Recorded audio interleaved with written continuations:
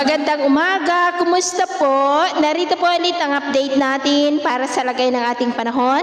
Ngayong umaga po ng September 25, 2024 na kung saan sa ngayon po ay patuloy pa rin na easterlies ang hangin na umiihip po sa malaking bahagi ng ating bansa habang sa silangan po ng ating bansa base po dito sa weather model na ating ginagamit ay may dalawang LPA po na nasa silangan. Sa northern area ay meron pong isang bagyo at isang LPA. LPA sa silangan ay posibleng lalakas yan bilang bagyo ngayong weekend.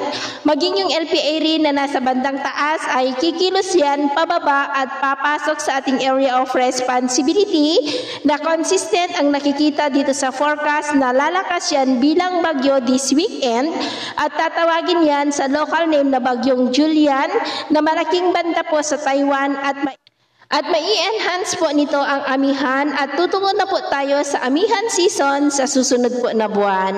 At ito po ang pinapakita ng forecast model natin po ang ginagamit hanggang po sa susunod na 2 linggo. At sa lagay ng ating panahon, ngayong madaling araw ay maayos naman po ang panahon sa malaking bahagi ng ating bansa.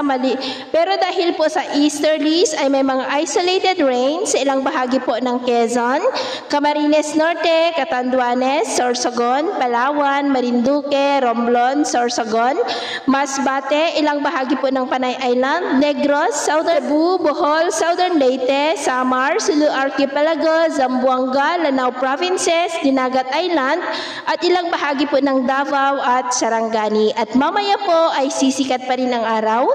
Sa malaking bahagi ng ating bansa, mainit at maalinsangan muli ang panahon, pero dahil sa mga localized thunderstorm, ay may tsansa pa rin ng maulap na kalangitan with isolated rain sa ilang bahagi po ng Quezon, Catanduanes, Sorsogon, Masbate, Palawan, Capiz, Iloilo, Cadiz, Sagay, Bogo City, Samar, Sulu Archipelago, Zamboanga, Lanao del Sur, Sultan Kudarat at Tagum. At mamayang hapon, mas maraming lugar na po ulit ang makakaranas ng mas maulap na kalangitan with isolated rains, lalo na po sa malaking bahagi ng Mindanao, Visayas at ilang bahagi ng Southern Luzon.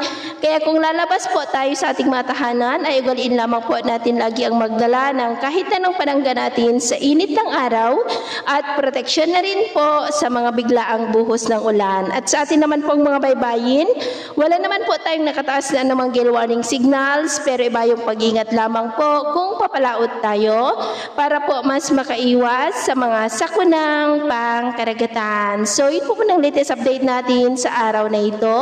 At ako po muli si James na nagsasabing sa kahit anong pagsubok po na darating sa ating buhay, huwag na huwag po tayong mawawalan ng pag-asa. Thank you and God bless!